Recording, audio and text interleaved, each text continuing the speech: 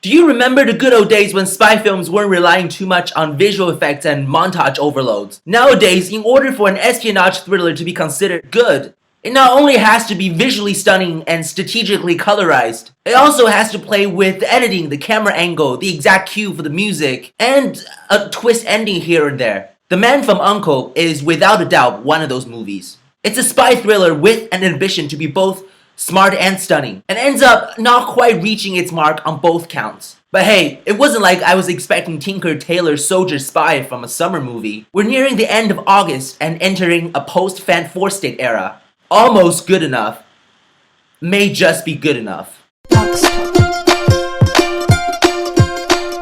This film was directed by Guy Ritchie.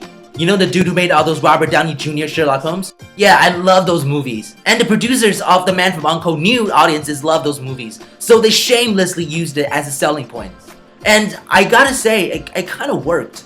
The pumping actions and exciting music, and not to mention this Cold War vibe we get from the trailers, made it difficult for me to not want to see this movie. Plus, can we all agree that Henry Cavill makes a pretty excellent spy? I mean, I love me some Daniel Craig, but man, Henry Cavill blew me away in this movie. His performance as this suave American spy from the 1960s was so spot on that it unfortunately outshined his two co-stars, who ironically had the more interesting storyline. Now, don't get me wrong, I think Armie Hammer did a fantastic job portraying this Russian spy with a chip on his shoulder, even though his accent was a little bit all over the place. And after seeing Ex-Machina last year, I am on board for whatever Alicia Vikander does. So yeah, both their performances were good, they were solid, but there's no denying that Henry Cavill is the true star in this film. So the plot for this movie feels like something taken out of a James Bond movie, a Sean Connery James Bond movie. It basically involves a nuclear threat posted by this international criminal organization led by this woman, I want to say Victoria something. Super stereotypical name, by the way. It could have been Gwendolyn or Elizabeth and nobody would have even noticed. Like, it won't even make a difference. Point is, she had to sound very British, and anyways, because of this nuclear bomb that could potentially upset the political powers and destroy the world, an American spy is forced to work with this KGB agent to infiltrate the criminal organization. I mean, can you get any more generic? But like I said before, this was never intended to be a film with an original plot.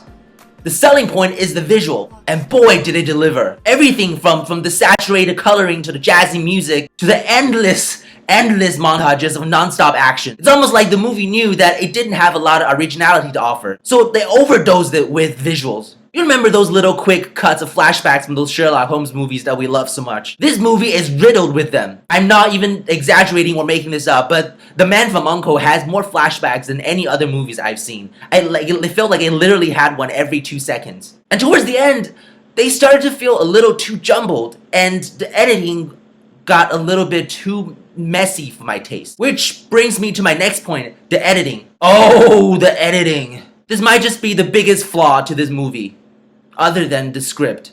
Towards the last 30 minutes, I feel like I was watching an instructional video on how to insert as many little plot twists as possible. I mean, I don't mind plot twists. I think it can make a mediocre film a lot more memorable if it's done right. And editing plays a key role in this. An editor's job is supposed to make the footage flow together. And toward the end, this film managed to do almost the exact opposite. Too many quick cuts with overlapping music and multiple characters talking at the same time all became very distracting. I wasn't sure what to focus on. 1 second I was processing the plot twist, and next, boom, here comes another plot twist. I mean, I understand they were crucial to the plot development, but I wouldn't have minded if they cut back a little on those cuts. Especially when the first half of the film almost didn't have any of that. In fact, the editing during the first half was so awkward that sometimes the transition from one scene to another felt borderline juvenile. I'm sorry, but that's how I felt. I mean, I'm glad the film picked up its pace in the second half, but it would have helped them a lot better if, they evened the pace a little bit throughout the movie. I also had the problem with the script. Not because the plot was stupid, but because of the dialogues. Again, this was a lot more noticeable during the first half. A combination of the lack of music and awkward transitions made some of the dialogues in the first half felt awkward and out of place. There was a scene in the hotel room that involves Armie Hammer and Alicia Vikander's character wrestling that just felt like it came out of nowhere. It didn't move anything along. It was just there to...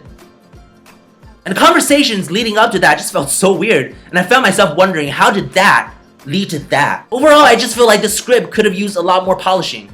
Maybe I'm being a little too critical, But the problem was so prominent during the first 40 minutes that it actually took me out of the movie a couple of times. I don't want to end this on a negative note because the film does have some decent parts. For one, it had more depth than I expected. That definitely benefited characterization a lot, especially between Armie Hammer and Henry Cavill's characters. And of course, all those subtle and blatant humors throughout the movie had the audience laughing more than a few times. The villains, as one-dimensional and generic as they were, actually helped the movie with his laid-back and not taking itself too seriously attitude. And the music is definitely a highlight. The movie relied a lot on music to help set the tone and build the mood. It actually reminded me of some of the Quentin Tarantino films from time to time. And that is a high praise coming from me. For a summer blockbuster that aimed to be fun and entertaining, The Man from U.N.C.L.E. hit its mark with flying colors. Don't expect too much from it because it's not what this movie is about. I would say that if you enjoy the Sherlock Holmes movies, you'd probably like this one too. The film actually borrowed a lot of cinematic elements from Sherlock Holmes, and it was definitely one of the aspects in the film that worked. Well, The Man from U.N.C.L.E. did have some writing and execution problems. It's easy to enjoy the movie as it wanted to be if you're willing to overlook all that. It is a visually stunning, mindless action piece with a fairly decent plot and pretty solid character development. So if that's what you're looking for, you'll probably have a good time. So having said that, I will give The Man from U.N.C.L.E.